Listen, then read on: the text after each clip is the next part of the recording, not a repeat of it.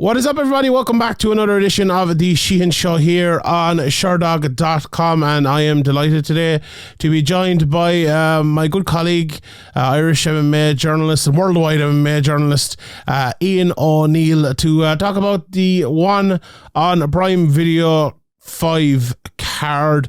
Reinier De Ridder stepping up to take on Anatoliy Malykhin in a pretty good card from top to bottom. The debut of Roberto Soldic, and lots more on the card as well. Ian, how are you? I know we've talked before about these one championship cards. I've had you on the podcast to talk about them, and I feel like we're both kind of the same mind. We like the mix of the Muay Thai, the mix of the grappling, the mix of the MMA as well, especially.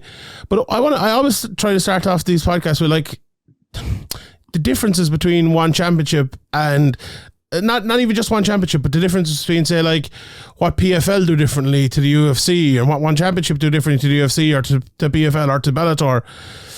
As someone who's been watching a lot of these one championship cards as well, like, how refreshing is it for you? Because I often say, and I feel like sometimes I'm being like, oh, one championship are great, they do nothing wrong when I start off these cards. Now, that's not always the case, but it's just a little bit refreshing to see it something a little bit different, isn't it? I was even on the other podcast from this week, I was talking about the referees, and they stand up the fights a little bit quicker, and the yellow cards and things. Even if we don't love all the rules, I feel like something a little bit different in MMA is great. Do you like that as well? Yeah, I do like it. And look, to me, it's about, look at whatever they have going on with the yellow cards, with the different rules and the different judges, but it's the end result for me. It's how do you feel after watching a one card? And I always feel really good and really satisfied and really entertained after watching them, like, you know. So, and I think 2022 has been a real big year for one championships. It's been a really successful year. Obviously, the Amazon deal was brilliant for them, but they put on some fantastic fights. And, you know, you think outside of mixed martial arts as well, Sean, you know, they're giving a platform to some of the best grapplers in the world, some of the best kickboxers in the world, and some of the best Muay Thai fighters in the world. So, you know, it's a real credit what they're doing. And on top of everything else, they put on some fantastic, entertaining MMA fights. And look, at this card was entertaining as well. Was it the card of the year? Probably not. But I mean, I still think that there was plenty of talking points, plenty of entertaining, and plenty of stories that came out of this one as well on Friday night.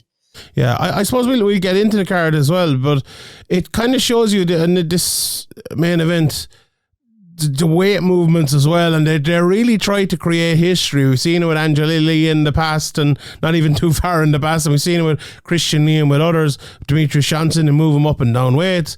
They have, you know, the fun fights like Demetrius fighting against Rod Tang in the half MMA, half Muay Thai thing. And we've another one coming up as well in the new year. Sam Fairtex is fighting one of them as well, isn't she? So that should be fun as well. And do you know what?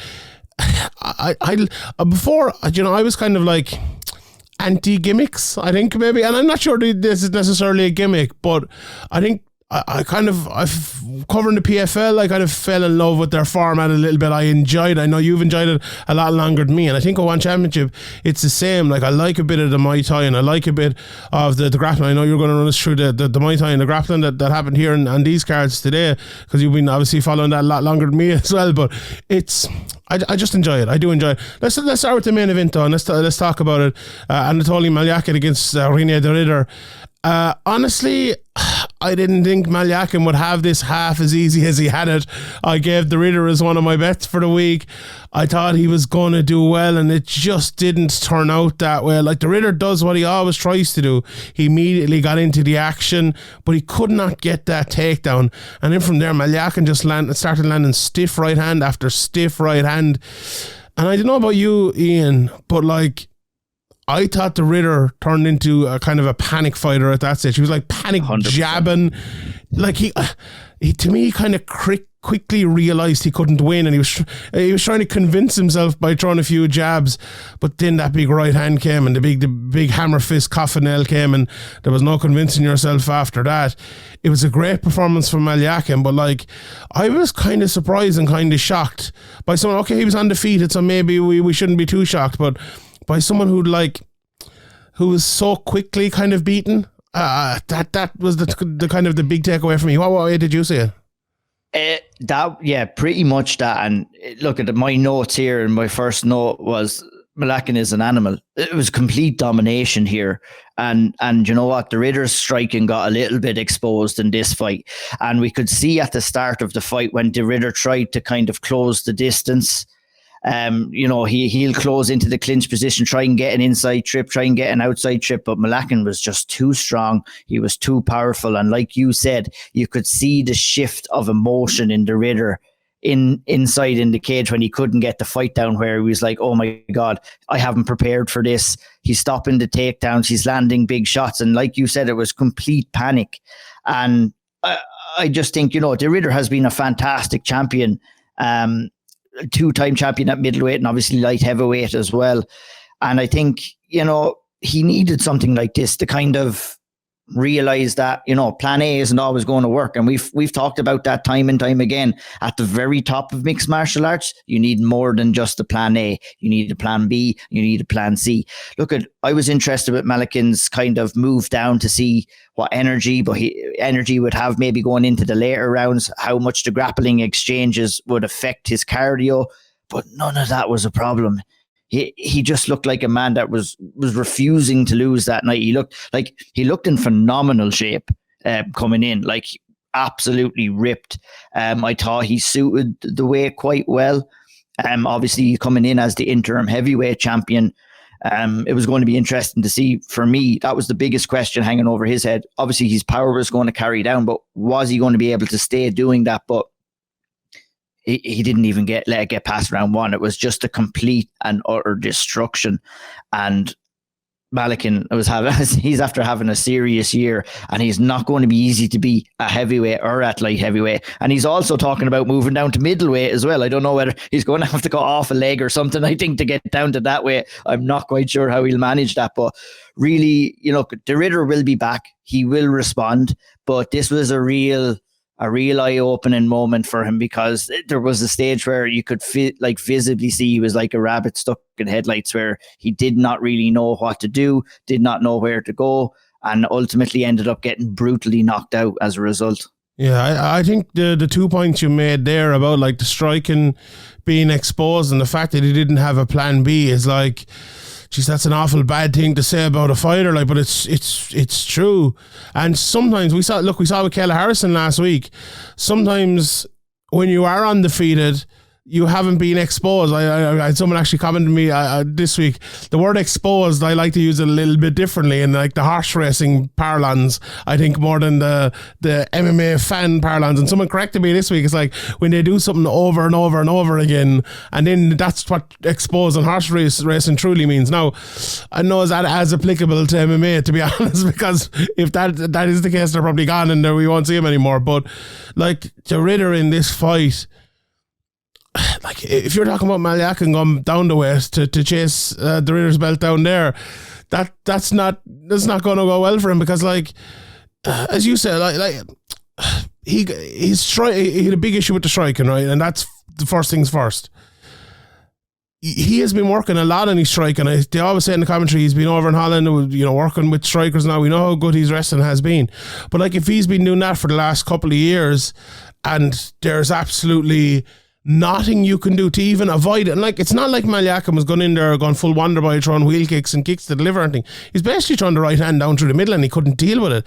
That's a very worrying thing. And when your wrestling is not strong enough to beat someone like that, like Malykhin, it was a stupid pick by me, honestly, to give De Ridder, because Malykhin has the wrestling and he had the striking over him.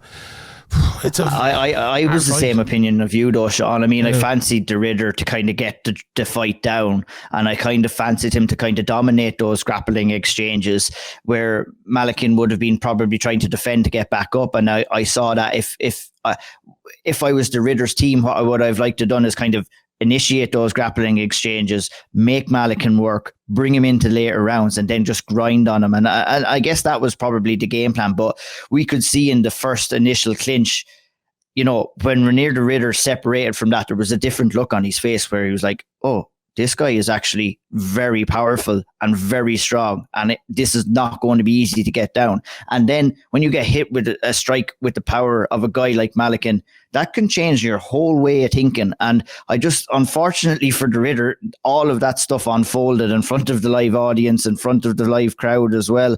You know, sometimes you figure out that stuff in the training room. Sometimes you're just unfortunate enough to have to figure it out when you're undefeated, when you're confident, and you just come up against a guy who's just refusing to be beaten and just is a horrible matchup for you. And unfortunately, De Ridder came across all of those problems on Friday night, and it'll be interesting to see how he comes back. Like, he's confident. This was a fight based off confidence levels, and both guys were confident. And I'd say De Ridder was kind of up here, and then after the first initial clinch exchange, it might have been evened off a bit, and then he got cracked into the face, and then his confidence went down, and Malykhin's went back up.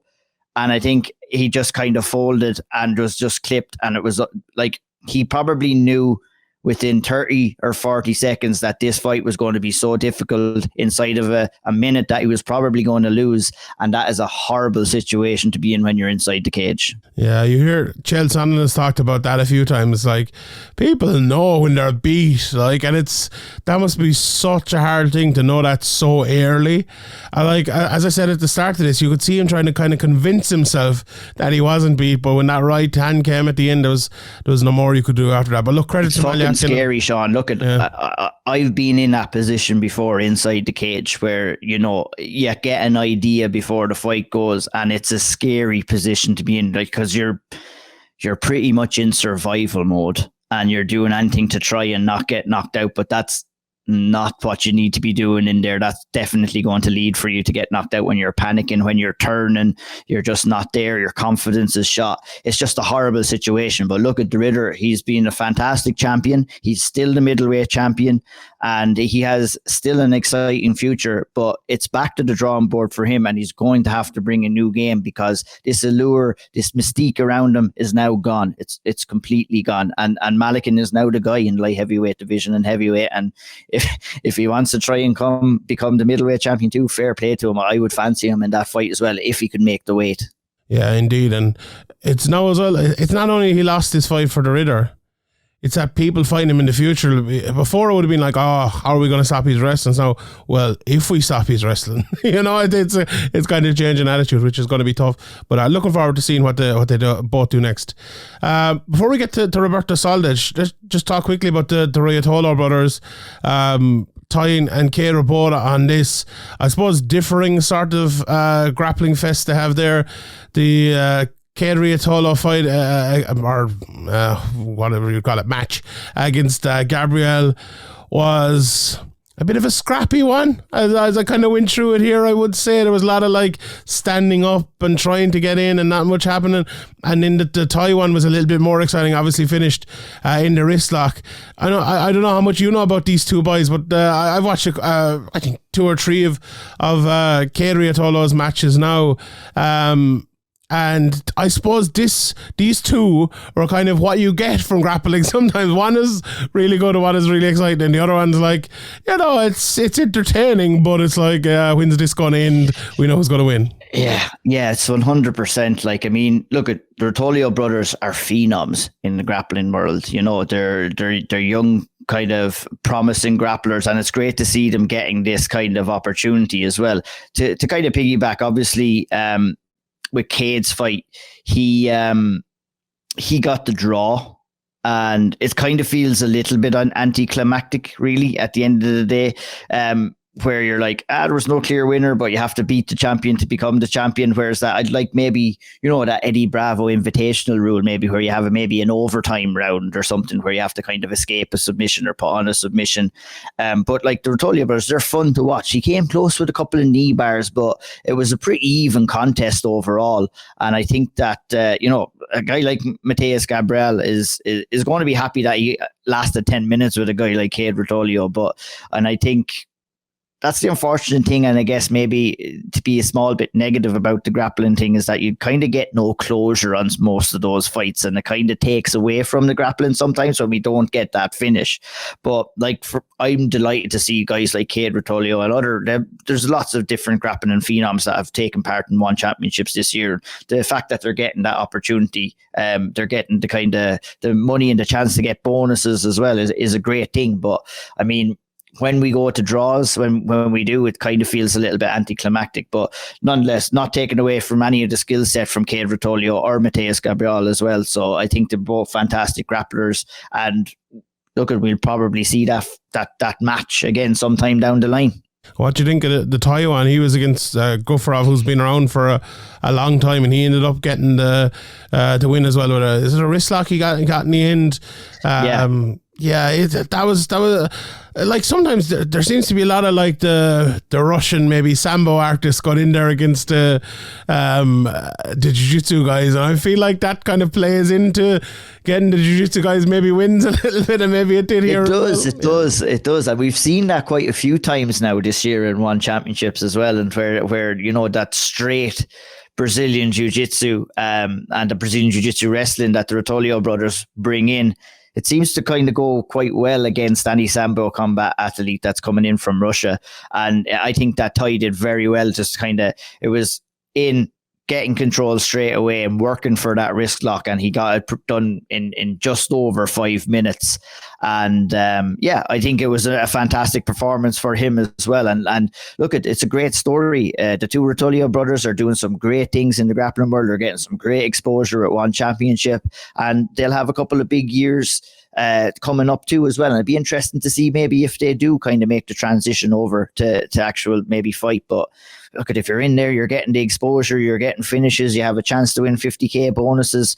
Why would you go over and get punched in the face? Yeah, very I true. know I sure as hell wouldn't. And this sort of platform is there. I'd be interested to see if they ever put wrestling matches on it, you know, because that's always been the thing with wrestlers. Like, you could get a Jordan Burroughs or, you know, an Indian wrestlers coming through on it. It'd be very, very interesting to see, like, if you could get that. Like, if they had the possibility of winning a 50,000 bonus as well, it could be a massive thing. So we'll see if that happens. Let's talk about Roberto Soldic. And, you know, I feel like we're on championship have had no luck with their big signings. You know, Eddie Alvarez got beat, Demetrius came in, and he did well initially, obviously, but he got beat as well, and he came back, so that's been alright. But it feels like the first one or two fights for all their big signings, they've just had absolutely no luck. And do you know, that happened for Bellator for a while as well, and it's this one was probably the worst of all in terms of luck, because it's just dreadfully unlucky. Yeah, dreadfully unlucky. The very start. There's not too much. Sorry. If people didn't see it, just to quickly run through it and I'll throw it over to you. Soldic was kind of picking his shots at the start. Ramazanov was kind of just letting him do that, I would say, a little bit, and then went for the takedown. Did get the takedown, put Soldic on his back, which is like the place you would want to have him. Soldic got back up, landed a couple of knees, and then there was a massive knee from Ramazanov. There actually wasn't any great camera angle of it. The first couple, I had to watch it like 3 times to actually realise what actually happened. But he hit him with a massive knee into the cup. It sounded like it was one of those plastic cups, and it like snapped or something. And you could see from like the second it happened that Soldic was like, no, I can't go on here. This is the end of the fight. And maybe like a minute or 2 minutes later, it did end. Soldic couldn't continue, and it ended in a no contest. It's a tough one, Ian, isn't it? Jesus, like, wow. Very, very tough. It's like that's what I said. My notes are pretty much the same. My last note was just a very unfortunate ending. Not too much you can do in that. It's no one's fault. We see it happen all the time. We see fighters recover from it, but sometimes we don't, and that's okay too. Like, it's not nice getting a shot to the nuts. Big stakes in here for Roberto Soldic as well. And Rama, I think the killing thing about this fight is that we got that first like minute of a snippet of how it looks so good as well, didn't it? That first minute, yes, it was like Ramazanov got the fight down, and it's like, that's what you have to do against a guy like Roberto Soldic, you know what I mean? Because Soldic is going to be coming at you with ferocious power. And it was interesting kind of to see Roberto Soldic get taken down, work his way back up. And we were just getting to the kind of interesting part again where, you know, okay, you got me down, got me back up. Now what's Soldic going to do? And then the shot to the nuts happened, and it was just all over before it began. But I mean, that fight is going to have to be made again. I'll be looking forward to seeing it again. And I mean, you know, I would like to ask a question maybe about this fight. I was talking to our good friend and colleague Sean Denny as well, who was maybe a little bit disappointed with the matchmaking in regards to maybe they could have put Soldic in there with a striker as opposed to a wrestler. Because I'm not kind of that opinion. I'd like to see him in here getting tested. Like, I mean, giving him these walkover fights is not going to do anything for him as a fighter. It's not going to do anything, I think, to build his kind of confidence in going against wrestlers. He's going to have to do it eventually. I thought this was a good matchup against a solid undefeated guy as well, and I'd like to see the rematch happening down the line as well. 100%. I couldn't agree more. Like, you're not signing a young up-and-comer here. You're not signing, like, you know, someone, even like, say, like a Cage Warriors champion who's just, say, like a Paul Hughes or something, who's only, 10 fights in or something like that. You're signing Roberto Soldic, who is world championship level. Like, he's, you know, he's been two different belts in KSW, been around for a good while. You know, he had that Cage Warriors run and he moved to KSW, and like he's a guy who, like, I was thinking if he'd gone to the UFC could fight someone like a Sean Brady. That's the type of level I'm looking at him at. You're not building him up like you build up, you know, a Hughes or Ian Gary or a Paddy Pimblett. Well, maybe Paddy Pimblett's a little bit different. You know what I mean? I agree with you. He's not one of them. You have to give him, like, fair enough, not putting him into a championship match immediately, but you have to give him, like, the second, third, fourth, fifth best fighter you have. And that's, I think, what they did with Ramazanov. Very good record, very good fighter. The matchmaking made perfect sense. Sometimes you have fighters, like, let's say Wonderboy now, even over in the UFC.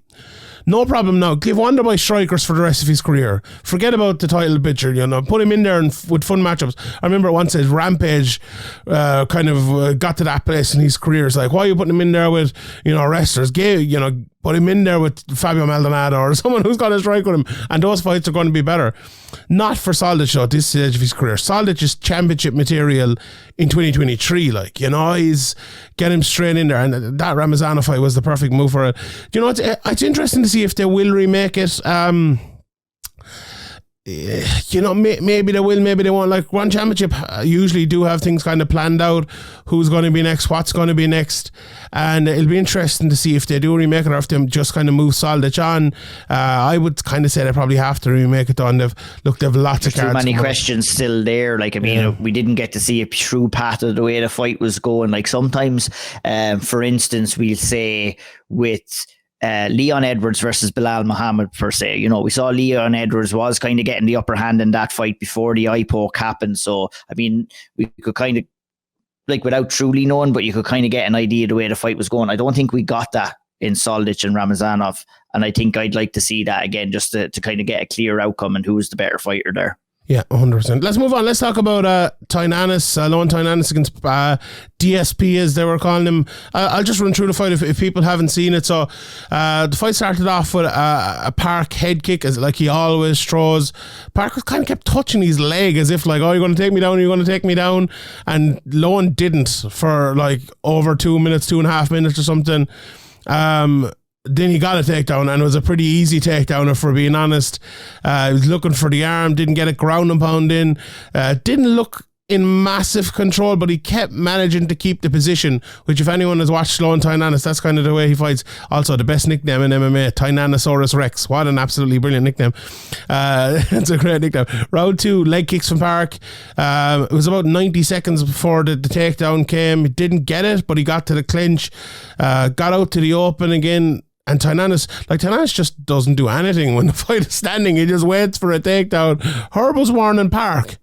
And I was like, you're warning the wrong lad there. It should be Tynanes you're warning. He was doing nothing. I don't know. I think poor Herb gets a little bit confused in between the two rule sets. And there was a couple of occasions there where he could have probably separated action, stood guys up. I think in the Rug fight. Oh, that was scandalous. We'll get to that.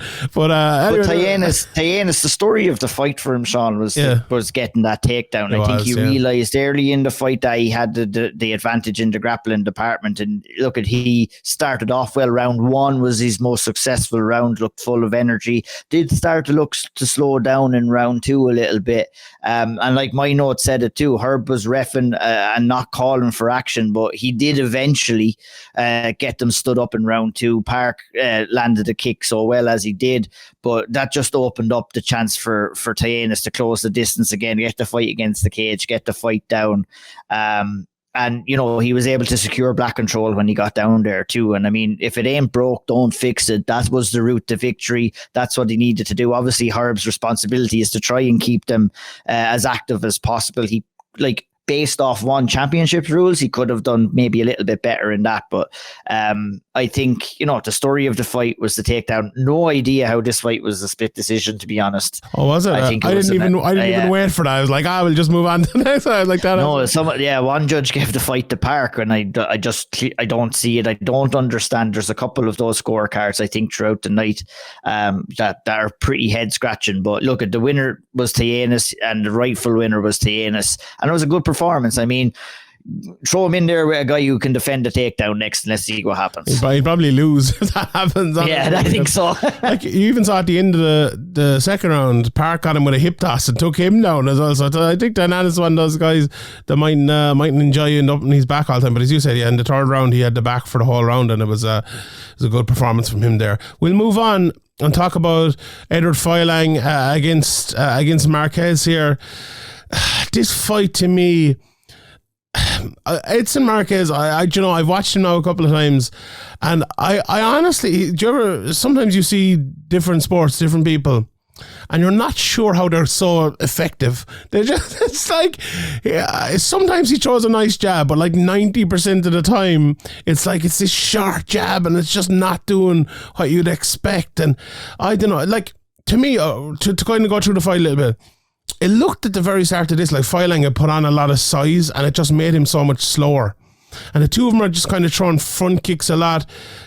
Marques was struggling to land that jab. When he did land it was very good, but I just, I don't know. I'm not a massive fan of it. When Marques, the one thing he did very well in this fight, he was landing counters. And I thought his hook was better than his jab. That the counter hook was very good.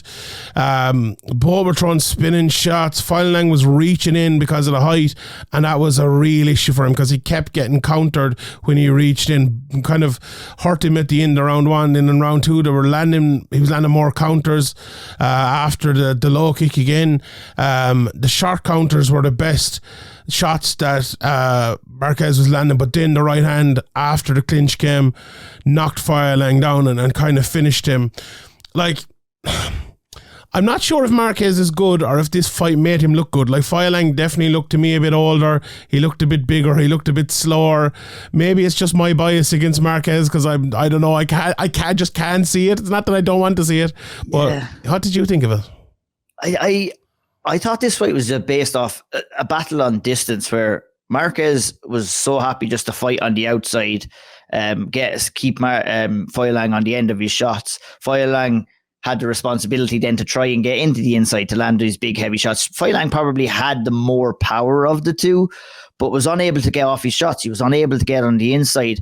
Anytime he closed the distance, Marques did so well to initiate the clinch exchanges, separate those exchanges and get off. And that ultimately led to the ending of the fight too, as a shot off the break. But yeah, I started this fight where I was like, this Folayang is going to figure him out, and he's probably going to get him out of there. But it actually turned out the other way, where Marques actually ended up figuring out that he was more capable of getting the fight probably finished from the outside. And it was that big straight right cross that kind of finished the fight.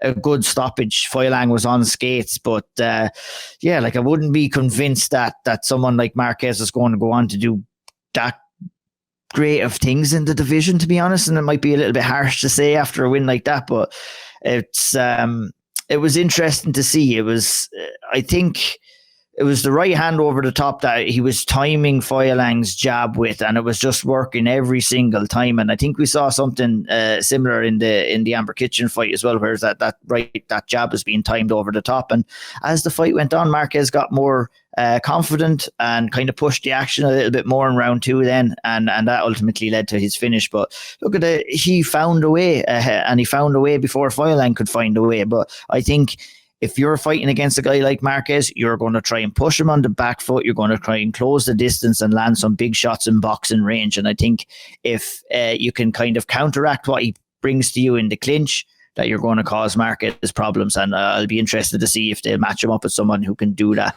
down the line. And just looking at the card here, Marques, Tynanes, both fought, both same weight class. That kind of makes sense. I think one's 11-2, one's 11-1. So I think that makes sense. Let's see that happen. You mentioned the kitchen fight there. She beat Jackie Buntan in Muay Thai as well. What do you think of that one? Was that an entertaining one, or was it one you forget about? That was a good fight. That Jackie Buntan actually got the win in that fight. Did, yeah.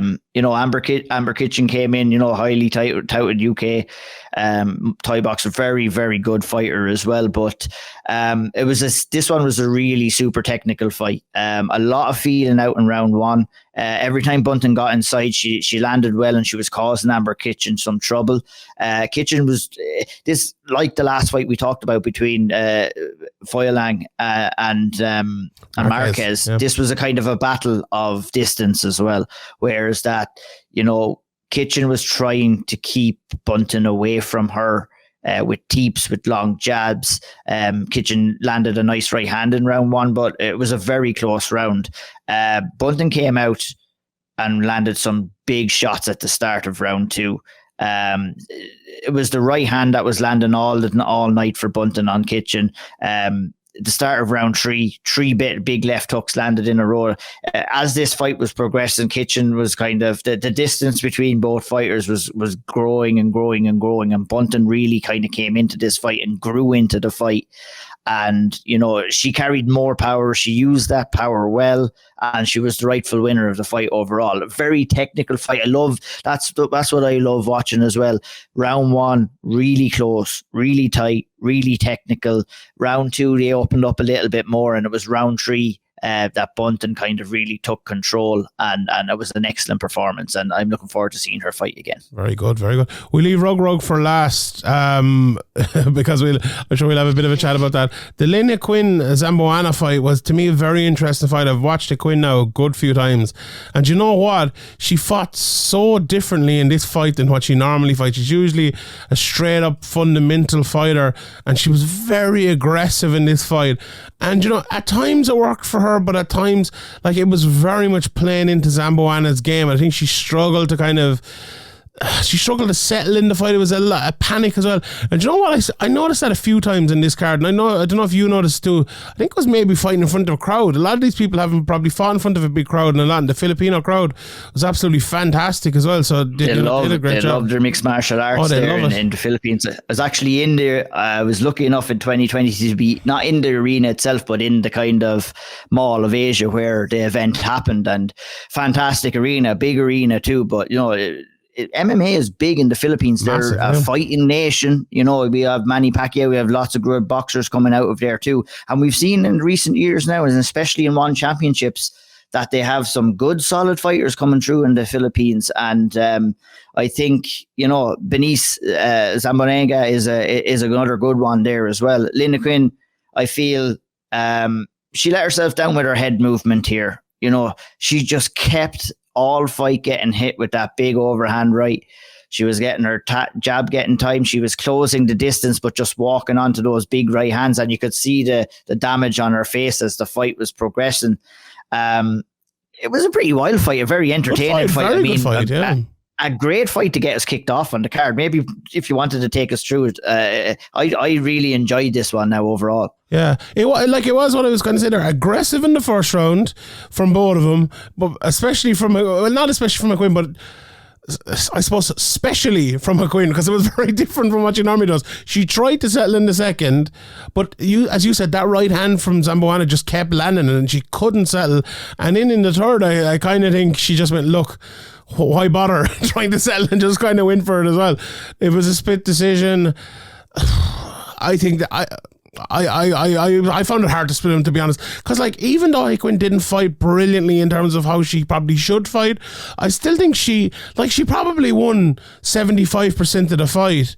But as we know how MMA is scored these days, even though one championship is different, as you said, that right hand was the most effective weapon from either person on the night, and Zamboanga probably did deserve to win it, and it was a good performance. And even with Lynn in round three, she didn't press the action enough.